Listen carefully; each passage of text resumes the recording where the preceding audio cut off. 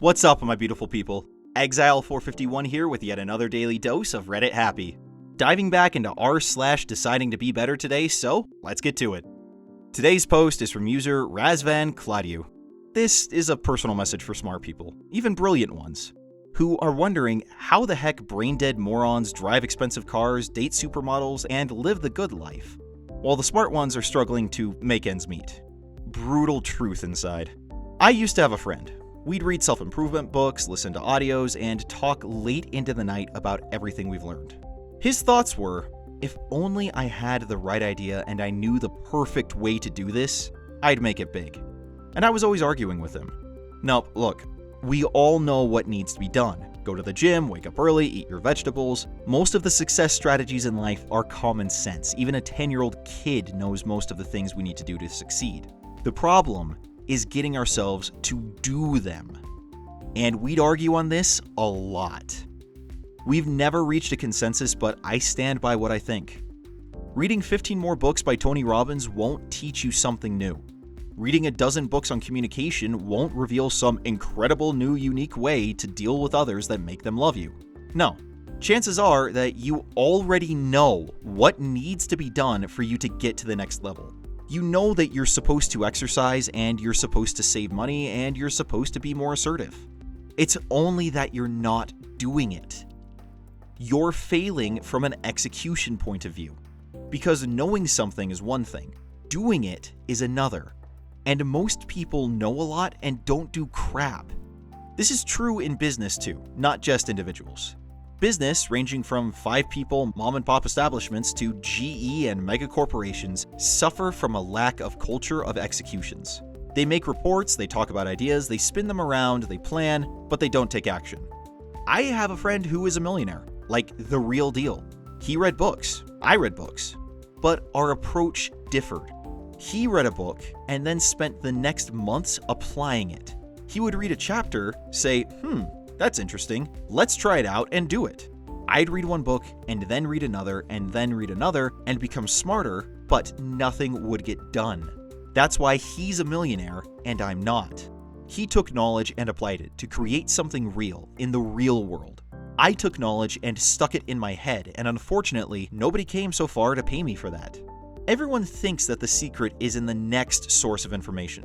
That next self-improvement book, that next seminar, that next workshop, that next audiobook, that next article on Lifehacker, that next YouTube video. But if you've been into the self-improvement field for any length of time, then you know that you're not solving cold fusion and you're not inventing faster than light traveling. What needs to be done to be sexy, rich, and happy are simple rituals, and you've come across them before many times. Complexity doesn't equal effectiveness. Something doesn't have to be complicated in order to be good. The most effective communication principle is just listen. That's all. You don't need a PhD in behavioral economics to understand this.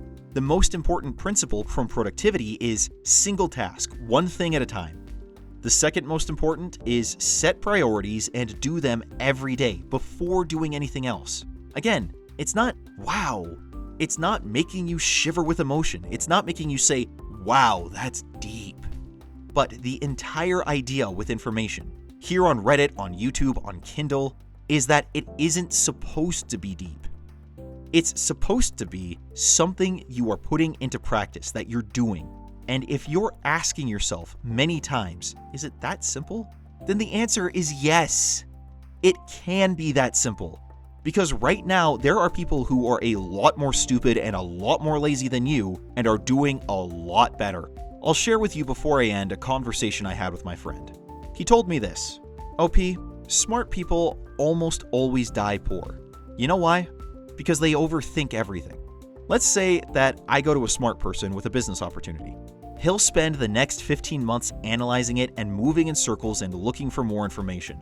He'll want certainty, like 1 + 1 = 2, and there isn't. Because every interaction and every project carries risk, some smaller and some bigger. But let's say that I go to someone who's dumb but has life experience. He's too stupid to realize this could fail and what the implications are if it does, so he'll just do it. And because of that, he'll either succeed or learn valuable lessons from doing it that will allow him to succeed. Smart people are caught in their mind looking for some perfect solution to every problem, and they're so caught up thinking there is one that they never take action. And idiots are out there stumbling, looking stupid, being incompetent, and being absolute morons, and they don't even realize this. But in the end, they cross the finish line. The world isn't plagued by a lack of sophisticated solutions. The world is plagued with too many sophisticated solutions and too few people actually doing anything with them. So I'm writing this to you because I know you're smart. I know you're thinking above the norm. You can see patterns, you can look outside the box, and that's great. I'm proud of you.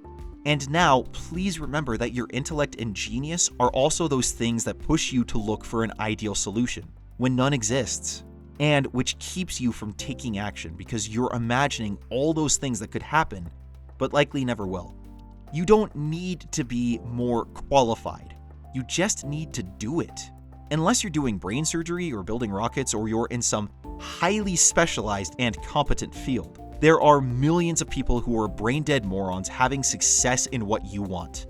There are enough morons running successful businesses to fill a country. There are enough of them dating the type of girls you want to date. There are enough doing the stuff you want to do. They don't have the brain power for complicated solutions, so they go for the simple ones and they take action, while you're still staying at home looking for more strategies that will never be perfect and will likely never apply. Please stop that. You're worth it to be happy, successful, and loved. But nothing will change until you get out of your head and you do stuff in real life. Well, you weren't kidding. There is a lot of brutal truth in there. OP, I love the stuff that you write. It's so impactful and really honestly kind of comes home to me in a lot of ways. Something that kind of hit me towards the end there, where you're talking about how there's just so many stupid people out there being successful. There's one guy I can think of from a past job working at a radio station here that perfectly exemplifies what you're talking about. I mean, frick. I called him Brian the Bumbling Idiot. His name's not actually Brian, but it just flowed well. I mean, the guy was a phenomenal salesman by all accounts because he just went out and did what needed to be done. And because of that, he was one of the top salespeople in our building, consistently, quarter after quarter. The reason I call him Brian the Bumbling Idiot is because he just went out and did what needed to be done, and it stopped there. And so in the process, he managed to turn everyone outside of sales against him because he would constantly cause panics and schedule rearranging and all sorts of inconveniences for everyone else in the entire building because he'd never communicate with people. The dude's an absolute moron. And yet here he is pulling in new clients and six figures on a routine basis for the cluster. Granted, that's the only reason he still has his job, I'm convinced, because shortly before I got laid off, he stepped in it bad. He stepped in it so bad. To the point where my boss was yelling at him so loudly you could hear it down the hall.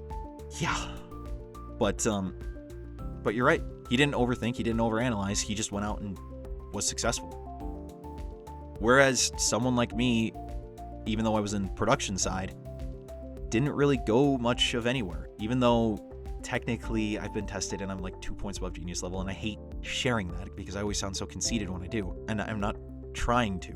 But I mean, I would do the same thing. I'd overanalyze, is it worth staying here? Is there potential for me at a different company? Like, I never really moved forward there, and it just kind of turned into a dead-end position. So honestly, it was kind of a good thing to get laid off, but this just really rings true to me and really just kind of hits home about being caught in the, as my best friend puts it, the paralysis of the analysis. Really, you just got to do it. Take a page out of Nike's playbook and do it. And if it succeeds, it succeeds. If not, you move on. Really though, thank you so much for the post. This was really, really good, and I really appreciate that you put this up here. Wherever you're at right now, I really do wish you the best, and please keep putting stuff up because I really enjoy reading what you do. That was r/deciding to be better, and if you enjoyed the video, make sure to hit that like button and subscribe to get more of your daily dose of Reddit happy. Also, if you're looking for more stories of people trying to change their lives for the better, then go ahead and check out the playlist link in the description below. Now you guys go out there, have a great day. I will see you all tomorrow. Until then, I'm Exile451. Stay beautiful, people.